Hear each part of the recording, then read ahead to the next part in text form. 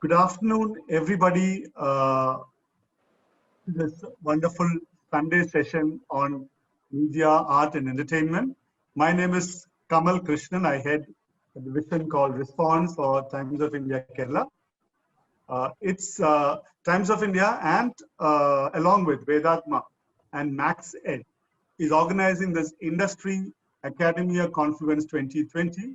We commenced it last day with an opening remark by Professor Debashish Chatterjee, who is the director of IIM Calicut, uh, which was followed up by two other sessions yesterday. And today afternoon session is a concluding part of the 2-day confluence that we've organized. So this particular Industry Academia Confluence brings together various experts from different spheres of life together and discuss some of the disruptions and emerging opportunities in this pandemic times. The discussions will also feature some of the finest panelists, including domain experts, academicians, business heads, top bureaucrats, etc. And helping us with the aim to guide the young generation towards excellence. So Industry Academia Confluence 2020 is organized in partnership with WebCardio and Lead College of Management. Uh, Today's session, which is about media, art, and entertainment, we have brought together some of the finest personalities in these areas who could actually talk to us and give us an in-depth understanding about how to handle academic and non-academics together. Is it possible, not possible? Those are the kind of discussions we are going to have today. I'm sure it is going to be a very extremely useful and beneficial session for most of us who have grappled with this idea to choose between the two sometime in our life. At least with this discussion happening, we will be able to help many of those youngsters out there who are continuing to go through the same crisis as we had earlier in our lives. So some of my very good friends are part of the discussion. Riaz Komu from Bombay, who is one of the well-known art curator, artist, painter, sculptor, a whole lot of discussion, things to describe him. We have Sanjay Cherian, who is again a well-known film script writer. We have Ashley Rebello, who is a very popular national figure in the costume designing. And we have Hari Shivaramukhi, who is a hardcore techie, but and a musician, who's part of this very well-known band called Agam. We have Apuban, who is actually the youngest person in this group today with us. He's a artist and also a musician. And also we have Eldo Kuruvilla with us, who is the head of Vedanta. And today's session is going to be moderated by Dr. Vineet Kumar, who is the chief curator of Maxit. And also the session will be taken care by Dr. Krishna Bhaskar Mangalashiri. So on behalf of Times of India and Vedatma and Maxit, I welcome all of you, all the entire panelists who are joining us in the discussion today, and all the people who are listening to us on the other side of the screen. Over to you, Vineet. Please take the discussion forward. Thank you so much. Thank you, Mr. Kamal. And thank you for those words. And it has been extremely a very good experience since the last 2 days. We had a lot of discussions on very burning topics. And the day, as you said, we started off yesterday with a session on technology. And then we followed up with a session on healthcare in the afternoon. And today morning, we had a very wonderful session on education and empowerment. So we are on the last leg of this Times of India Industry Academia Confluence, jointly done by Maxed and Vedatma, and supported by WebCardio and Lead College of Management. So we have got a very esteemed panel and esteemed moderator. So it's all in the hands of the moderator. So my job would be to welcome the moderator, and the moderator will be taking out from there. So today we have Dr. Krishna Bhaskar Mangalasheri, who is going to be the coordinator of this session. To talk about Dr. Krishna Bhaskar, he's an academician, corporate, writer, model, director, and novelist, all rolled into one. So it's a very, very rare, unique combination. Okay, so where you are dabbling with everything, like you're dabbling with film, you are a corporate head, you are an academician, you are a professor, and he's one of the award. He has to his credit an award-winning novel, Hiranyagarbham, which was later made into an acclaimed short film called Innale Olam, which talks about old age issues related to dementia. And Krishna Bhaskar is known as a jack of all trades and a master of most of them. And as I said earlier, he's a long-time management professor, now a practicing corporate, and he's working on his first feature film, and which we hopefully would be seeing on the big screen very shortly. So over to you, Dr. Krishna Bhaskar, and it's up to you to introduce the panelists and take forward the session. You have to unmute Krishna Bhaskar.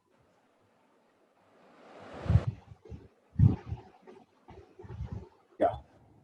So I think the standard opening phrase of any such webinar would be, "Can you hear me? Am I audible?" Right. Right. Yeah. So thank you so much, Dr. Vineet, for that introduction. For me, it also looks like a group of very familiar people, friends of mine, Dr. Vineet, Kamal, and some of you I know personally, and you know me personally. This is a very interesting session because a Sunday post-lunch session would be otherwise quite boring, but generally people would love to talk about art and cinema and sculpture and anything to relate with art. So that is why I believe this would be interesting and probably the most accepted or most engaging session of all the four. Art, they say, is science made very clear. That's what the general perception about art is. But having said that, do we pursue art as a career? How serious are we? About career is what? Because I have taught in different places in management schools and even in engineering colleges where management as a stream. So I have often felt that Kerala is probably one place where 90% of the youngsters would first want to be an engineer and then think about what they actually want to be. So that is something which which was always shocking for me, where I have taught in an engineering college where a lot of actors and music directors and writers come from, but they are all having a BTech background. Probably that would have helped them in their calculations, but then otherwise I don't know how that would have helped them in their education. So probably we don't take that route as a career. So because when I took a break from the industry and corporate and teaching, and I was 1 year I was on sabbatical doing freelance assignments. I said I'm doing marketing for films. That is when I handled this Action Hero Biju film as a marketing director.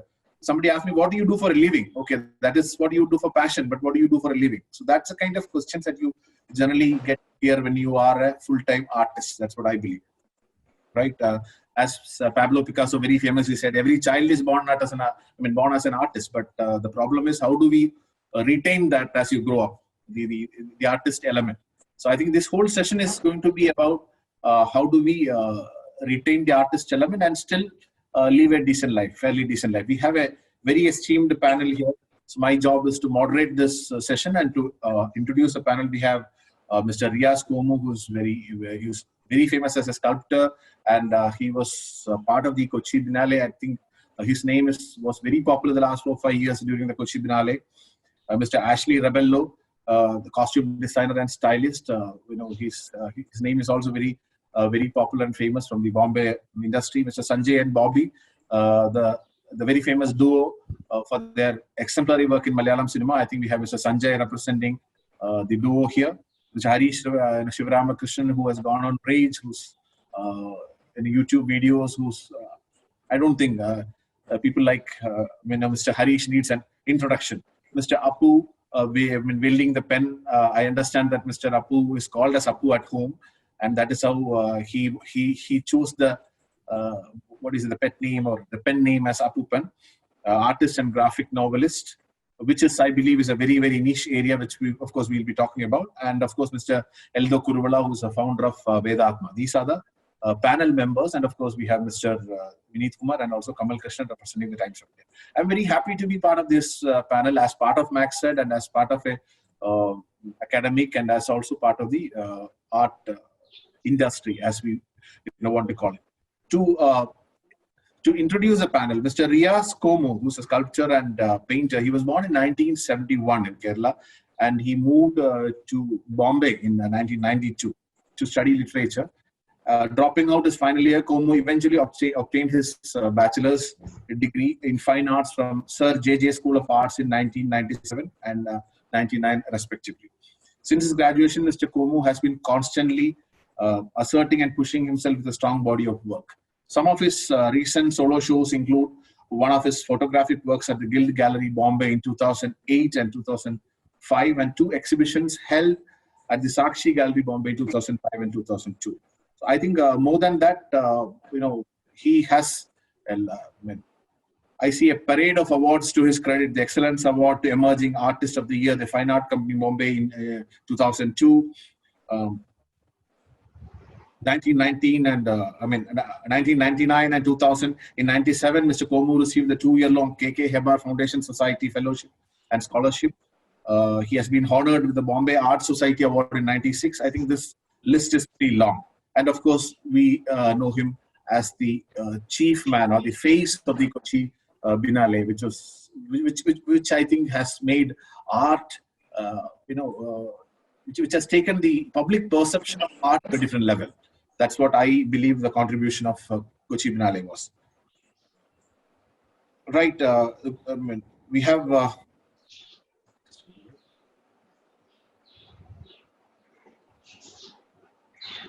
we have Mr. Sanjay representing the Sanjay Bobby duo.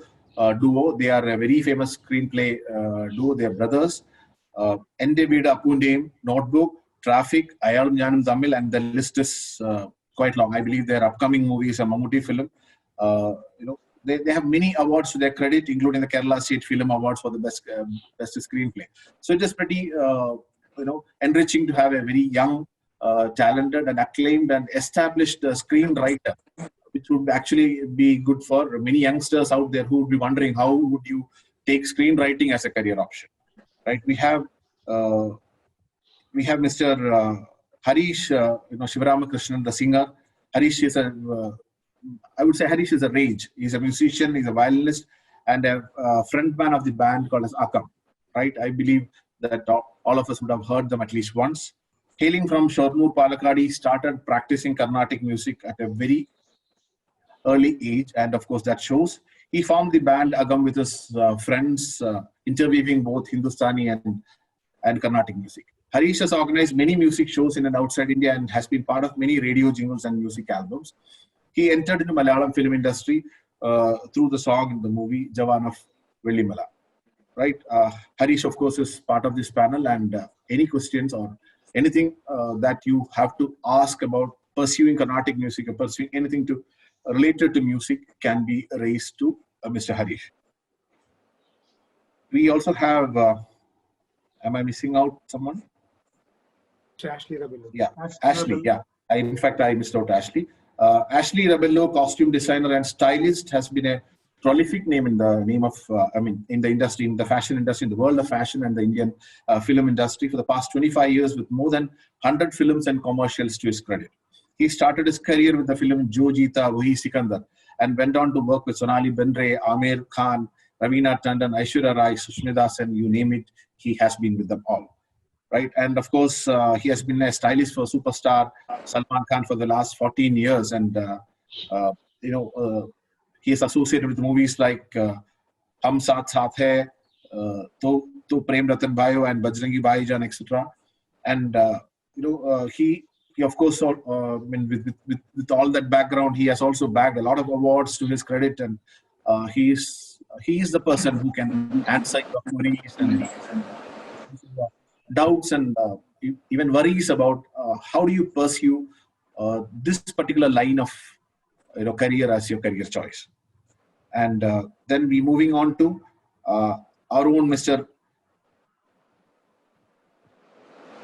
Apu, as I said, Apu Pen, probably as this name may be misleading you, but as Mr. Kamal was rightly saying, he's the youngest probably the youngest in the panel. He comes from Kottayam in Kerala, and known as Apu Pen. Apu Pen in Malayalam is grandfather.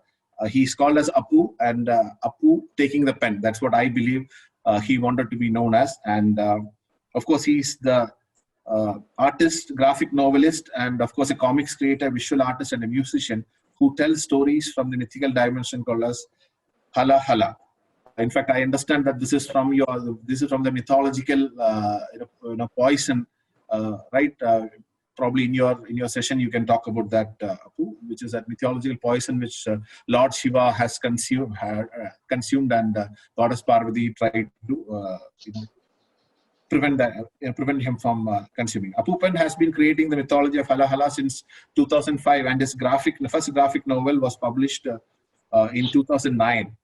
Then came Legends of Hala Hala, and there has been no stopping. For me, he is like of all the panelists, he is probably the most micro niche one, where probably many people may not have even thought of going into such a line. And I was here reading one of the interviews which Mr. Apupan has given to the Hindu long back, which he says, as a person, Apupan wants to work for the satisfaction of work, and the other one, the original person wants to work for money. So probably that's also a tip for career aspirants how to take it forward. So having introduced the panel, I believe it is our duty to call them to be speaking to the audience one by one, to give your thoughts about your journey, to give your thoughts about how your journey, how easy or how difficult your journey was, and what are the options that probably the youngsters of today can pursue, if at all they want to pursue your line of art, which is what you do as a cause for living, right? So we move to Mr. Riaz Komu, sculptor and painter, for his session. Mr. Riaz.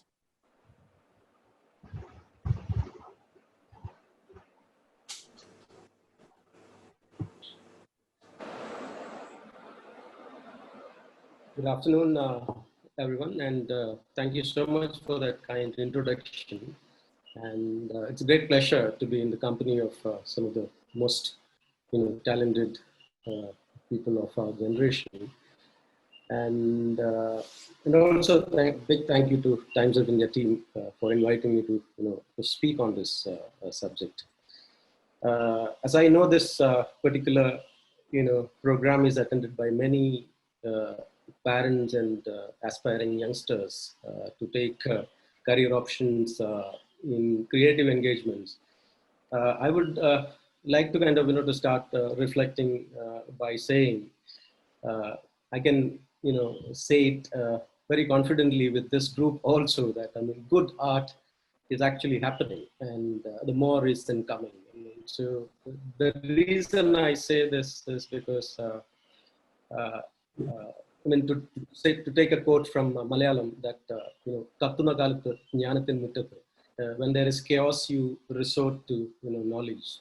So, which I've been noticing in recent times, and I would like to tell the youngsters, who are attending this particular session, is that the creative engagement. If I talk in particular about art in general, there is a misconception that creative engagement is a kind of a very confusing site, and parents discourage you to go for it. So I would like to kind of ask them to kind of rethink that it is actually a site to deeply involve into the cultural evolution and technological and scientific advancements, and also engage socio-politically with the shifts we as human beings are going through. And artists play a big role in evaluating it and bringing into the forefront. That's how the art has evolved through generations. And in today's time, the youngsters should understand that art has become so multidisciplinary. So it is actually a choice I would say that one should jump into, because there are unlimited excitements. To kind of stream your life into different junctions. So as already an introduction has been done about my career, briefly, maybe I would like to say we are sitting in Kochi, and also there is a Kerala context to this discourse that happening today. I want to tell two simple anecdotes. I mean, which parents might like. I mean, one is about a story about the first art institution in Cochin. So, and it's one of the interesting stories which we don't normally discuss when we talk about the memories in relationship with art. This is a story about artist Raman, going to study art in Calcutta. I mean, so he was very much interested in doing art and going into Calcutta. Calcutta was one of the known as a kind of Florence of that time. And his parents were not interested in sending him. But it's none other than Sri Narayana Guru, takes the permission from the parents and sends him with 10 rupees to study art in Calcutta. And he comes back with, the degrees in great understanding in painting, sculpture, design, and he comes back and establishes one of the best art institutions which we had in Kochi for many years. And their new generation is very much into the contemporary activities of museum lighting, museum exhibitions, and many levels of it. I mean, so I'm just telling the story that there is a great investment some of our social reformers have made in Kerala. More than hundreds of statues which are made of Guru, many works which are produced in Kerala. It actually came from that that legacy. And another story which I actually cherish a lot is again to do with Indian art education. So it's a story about K.G. Subramaniam. I mean, it's one of the most renowned artists who died recently. He was actually a student in Presidency College in Chennai, and he was doing his MA in economics. And he was also, was part of the Quit India movement, and he was very much into students' movement. But he was picked up, by Devi Prasad Chowdhury from that course, and he told him you are at a wrong place. You should become an artist. I mean, so the rest is history. I mean, he goes to Calcutta, then he becomes one of the best educators India has ever seen, a true Gandhian, and he lived and also connected contemporary art with craft and traditional values that which we should cherish. So I was just thinking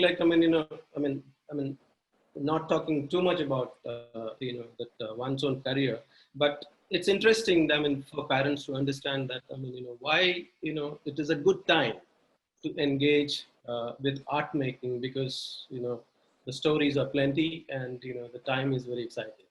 In my case, to put it briefly, is I was in different disciplines, but I went to become a textile designer. I left Kerala, I went to NID, and I didn't get through in NID. But I had one experience in NID as part of the entrance test. This one whole room was filled with materials, and all the students are supposed to identify those materials.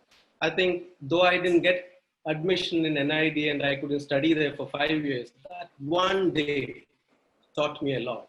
To understand, if you become an artist, if you want to become a designer, an architect, or anything, anybody who's interested in the idea of making, it is so important to understand the materials which are available for it. It's not just the intellect. I mean, you need physical material to produce it. And that learning, I joined JJ School of Art. I wanted to become a textile designer, but I moved out because of the circumstances. I continued in painting, and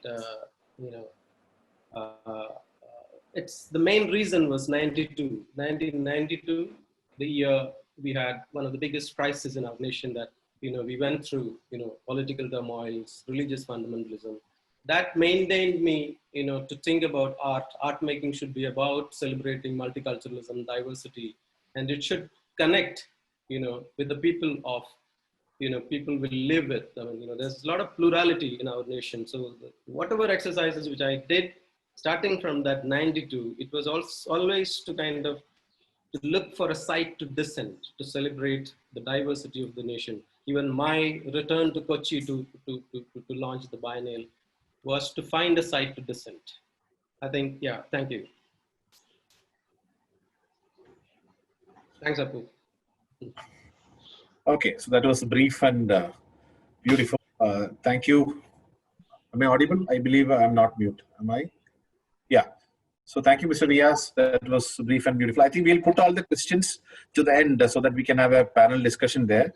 We will move to the next one-to-one session.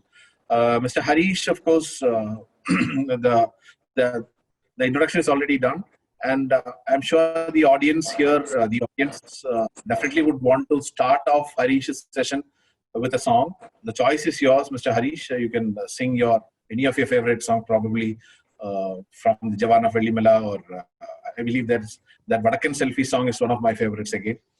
Parvana Vidu, right? Anything. But then the choice is yours, but you cannot choose between yes and no. You have to sing a song and then give your session, Harish.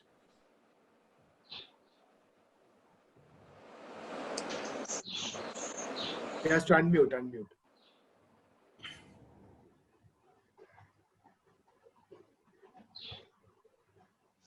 Can you hear me good?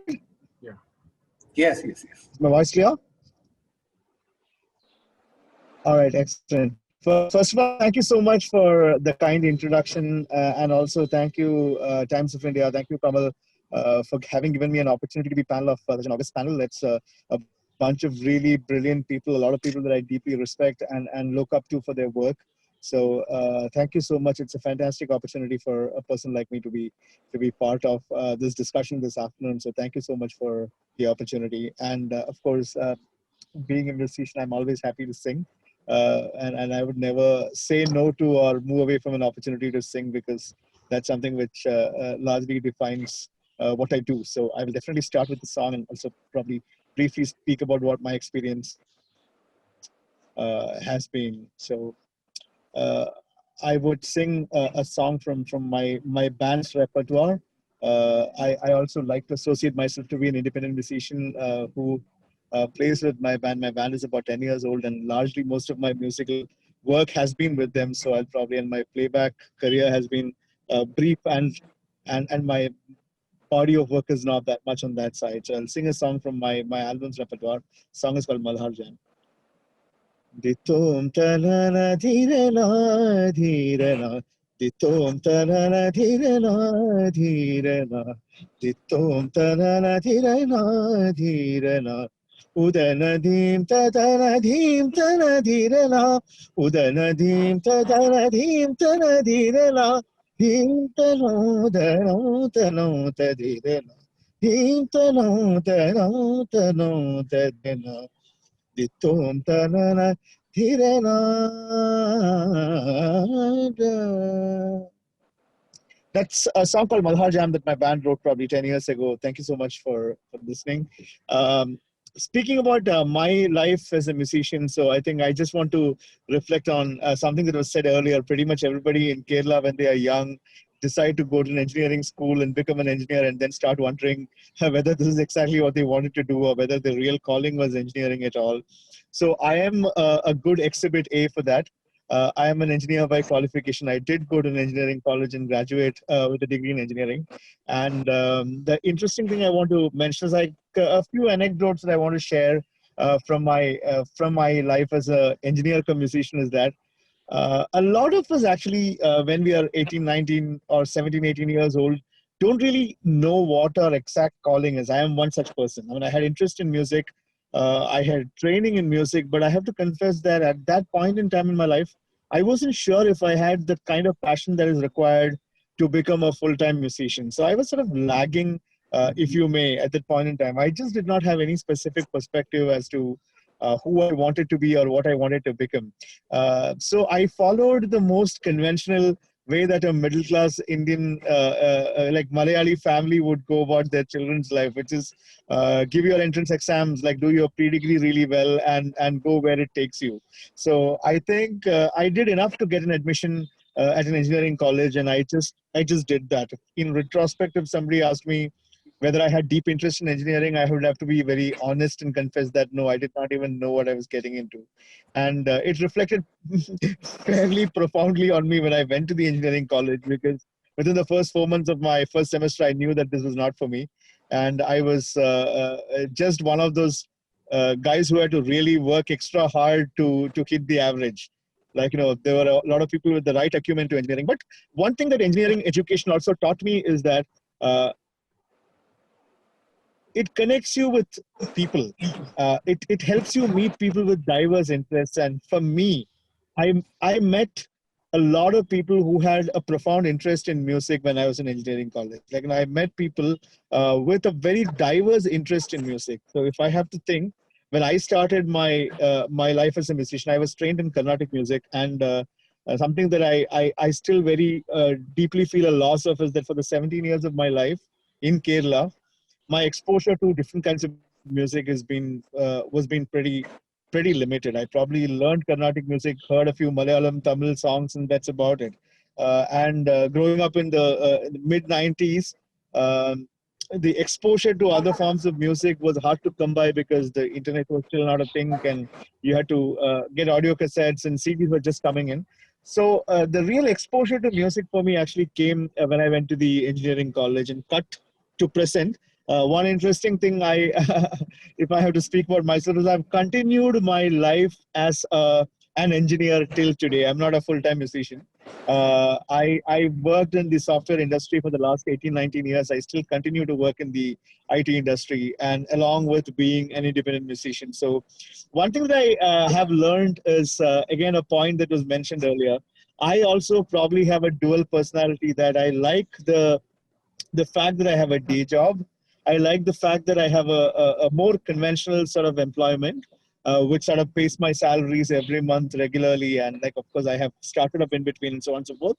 But for the sake of this conversation, my art has heavily feeded off my day job, because whenever I think about my art, I have realized that I never had existential problems in pursuing my art. Like, existential problems are most of the times economical, monetary in nature, because you have a lot of ideas, but you have no ability to bootstrap or fund your art, because the art in itself does not pay you enough to actually push your envelope. So being an IT worker, or being in the software industry for the longest of time, one thing that it really helped me with was that I could fund my art really, really well. And I also had the ability to choose. As an artist, I had an ability to say no to things. I had an ability to say yes to things and push harder on them, because my financial stability was taken care of by my other job, and my existence was never threatened by the artistic choices I was making.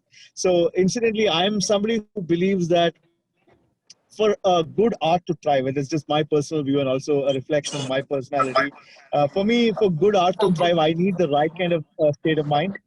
I require the right peace at my head and the stability, or so-called perception of stability, to actually focus on my art, and having not to have to worry about how I'm going to feed off my art has really helped me through all this time. And my band, when it started 10 years ago, uh, independent music in Kerala and even in South India was in its infancy. I would argue it is still pretty much in its early teens. It has not really broken itself into something mainstream that artists can survive out of, and we're all hoping that it will come to that point at some point in time. But when I started, at least, it was nearly not possible to sustain yourself as just being an independent musician. As in, the opportunities were few, the remuneration rate of remuneration was still very low, and there was a lot of defaulting. So one of the things that I very deeply cherish is that I could still continue to stay put and pursue my art, predominantly because there was something else that I could leverage the finances from to fund my art. But I have to say that having done that for a decade or more right now, I can clearly see that art is becoming more and more viable right now as a career, as a viable vocation for people. And you can, if you have the right acumen, if you have the right sense of treating art like something that can help you sustain and grow, then I'm very sure art in today's day is definitely becoming a very sustainable, very viable sort of career option. I would, especially there are young people, parents listening to it. I would probably leave with two things. One is an unpopular opinion, and one is probably an opinion that's coming from the corporate other half of me.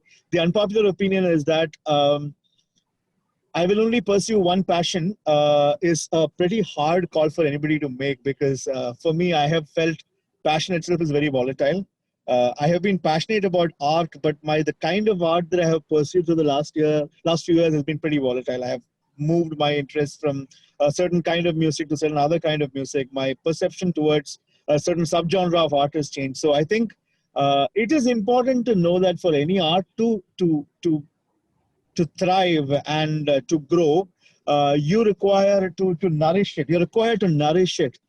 And many a time that nourishment has to either come from how you bootstrap or how well you support your art. So it's all right if you're not doing art full time until the point you have reached a place where you can fund your art full time and you can survive off it. So I am somebody who has worked elsewhere. I'm somebody who actually still continues working in the industry, which is far away from the art, to sort of keep my art thriving and going. And I personally want to say it is all right, because time and again, I used to get advised that, Harish, you should just leave your full-time job and focus on your art full-time so that you can actually better your art and probably do a lot more. But I am somebody who has still stuck around doing this dual career of actually having a job in the industry and alongside that, trying to be a bit of an independent musician, playback singer, also an independent singer-songwriter. So I think it is okay. If you have to do that, it is okay to do that. That's what I have learned from my experience. So it is just one opinion that I want to kind of bring to the notice of young people, and especially parents of young people. The other part of it is to understand the unit economics of art. A lot of artists just think about art as art. It is important to understand that eventually everything needs to make money in some way or the other. So understanding the ways of the business and the economics of art is very, very important. It's a conversation which requires a much longer sort of discourse, and I'm not getting into that. But I just want to tell that it's important to know that as artists, we still have to keep our art viable, art commercially as well as artistically viable. Like, just being merely artistically viable, while it's a very noble pursuit and a lot of artists sort of vouch by that, I come from the camp that, along with being artistically viable, it's important to be commercially as well as economically successful for your art to have the longevity. So that has been my learning. And yeah, good luck to all the young people who are listening. And thank you so much. Thank you, Harish. We'll come back to you with questions and, of course, for the panel discussion. Thank you for that elaboration, and thank you for also throwing light to your multitasking skills with which you are able to sustain your profession as such, as well as art, and taking it together.